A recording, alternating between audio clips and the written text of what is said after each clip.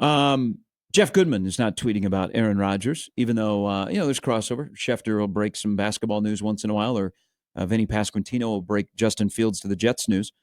So Jeff Goodman immediately quote tweets after Ben Johnson fired at 1:20 this morning. Predetermined. They let him get back to Minneapolis, said, hey, come to my office. We're going to finalize this. We've already talked about it. Boom. It's not like on the tarmac. He didn't meet him out at MSP and say, see ya. So Jeff Goodman immediately tweets out, and this is not surprising because he was in the mix last time. They have a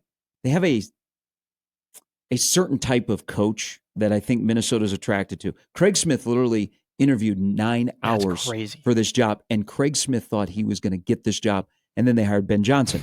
So Nico Medved, who went from Drake to Colorado State, and Colorado State, all of a sudden, they've come back and they may make the tournament. So immediately Jeff Goodman quote tweets, I would expect Colorado State's Nico Medved to be heavily involved with the Minnesota opening. So Jeff Goodman, when the Indiana job opened, because his daughter goes to IU, he was pushing certain candidates, and especially TJ Otzelberger. And then Jamie Pollard over in Ames drops, hey, TJ's got a new contract. So he's gone really quiet. The Indiana job, and I mean, if Indiana wins today against Oregon, I think they're in at least as an 11 in a play-in game. They're in. So good on Mike Woodson. It's crazy. Coaches is crazy. Coaches at the end of the year that all of a sudden start winning games.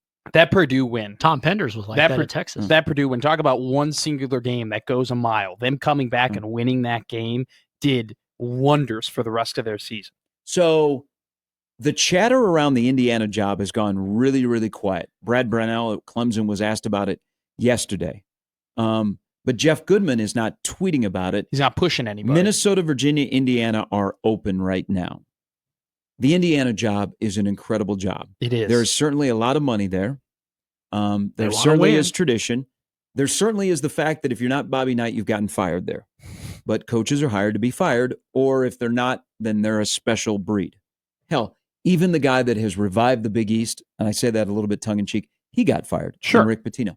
And Jeff Goodman, a friend of mine, coaching major college basketball, or not low major, but mid-major college basketball, won a pretty important non-conference game a while back.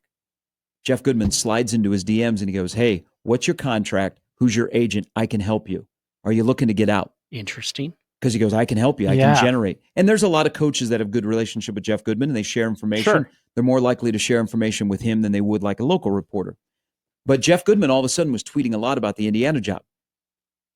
But the Indiana job, you think because the Indiana job has gone silent. The Indiana job has gone really, really silent. So is it locked if the up? Candidate, I don't know. No. Okay. But a candidate would not be loose with the lips if they were in the mix. So with that said, the betting odds to be the next head coach at Indiana, Ben McCollum is plus 225, Brad Brownell is plus 500, Will Wade plus 700, Steve Alford to come home plus 850.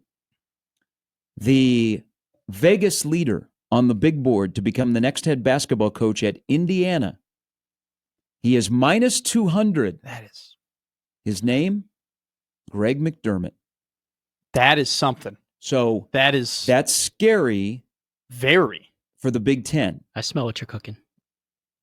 Lots of resources. Mac would be an incredible hire. Oh, they love him. Now there's a lot of moving parts in all of this. Mac is a very popular coach because he's a top tier coach. Okay? If you think about what Indiana could get, what they need, what Mac does well, it would be an unbelievable marriage for Indiana, and it would say to me that the athletic director knows ball and he's a smart person. Absolutely. But far from we got a lot of moving parts that are going on. Oh, here. yeah. Yes, don't get on the message boards just yet. It's the one thing of, the message, Indiana, I'm talking about this is the Indiana message boards want Mac. Yeah. So, and they should want Mac, by the way. Who wouldn't want Mac? He would do quite well. So this is the part of, Creighton plays in a conference that's Power 5.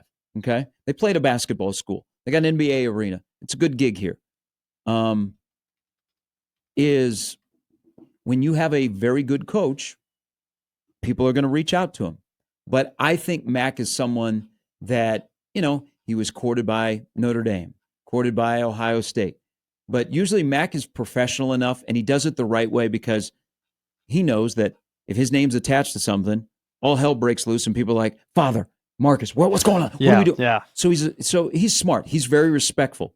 But when things go quiet, I always wonder, okay, what's going on? Is there more than just the smoke? Is there the fire here? But whatever happens with this, the fact that Mac is at the top of the board tells me that Indiana knows what the hell they're doing, because that would be a scary move in the Big Ten with the resources for players, resources for staff, and the kind of coach that Mac is. That style there. But I find it interesting that Jeff Goodman, who was pushing a lot of people, is now gone quiet. And remember, Mac and Jeff Goodman, not that it's, but you went quiet and you're not talking about it as much to be respectful to all the parties involved. Just my observation. I don't know anything, but if you go to the Vegas odds, Mac is at the top at minus 200. Vegas usually knows things. I think people who, and you'll take, I think you did a great job there with that aspect of the betting odds and everything like that, and Jeff Goodman and everything that comes into actually finding the head coach and finding the candidate. I'll take it from this perspective, right? From the Creighton fan perspective, who's sitting here looking at the betting odds and seeing that not only is Mac a favorite, but a heavy favorite according to the Vegas odds. You might say, why would he leave? Why would he leave Creighton? Well, number one, I mean, the amount of money that he would probably get paid to go and be the Indiana head coach is absolutely massive. A number that I don't know how many schools could ever really match that amount for a coach like that.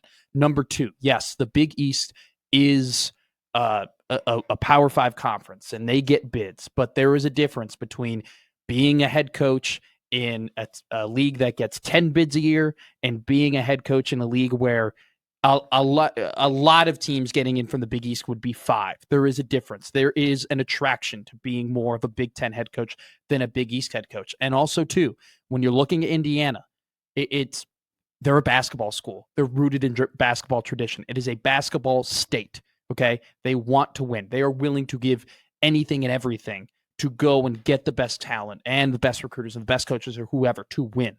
When you put all of that together, why the hell, no matter how comfortable you might be at your current job, why the hell wouldn't you want to go there? Plain and simple. I mean, just everything kind of lines up for any coach, no matter who they are, to just go ahead and be like, that makes sense. There are very few jobs. There are very few jobs who you could deny, like Duke and Kentucky, and like, there are some special jobs. You'd be like, no, Indiana, I'm good. But from where Mac is, I mean, no disrespect to Creighton, but that's the reality. It's been very quiet around here. So when you have a top-tier coach, you got to expect it. People are going to knock on your door. And sometimes you open up the door and you're like, okay, what are you selling me? And you'll listen a little bit longer. Now you might say, hey, thanks for your time, and you shut the door. But I've followed coaching searches enough that when things become silent, there's probably more to it. But I know people, when they saw that yesterday, they put out odds, went, whoa. Oh, yeah. But just listen to some Indiana fans, and they will tell you that's our guy. It'd be scary in the Big Ten.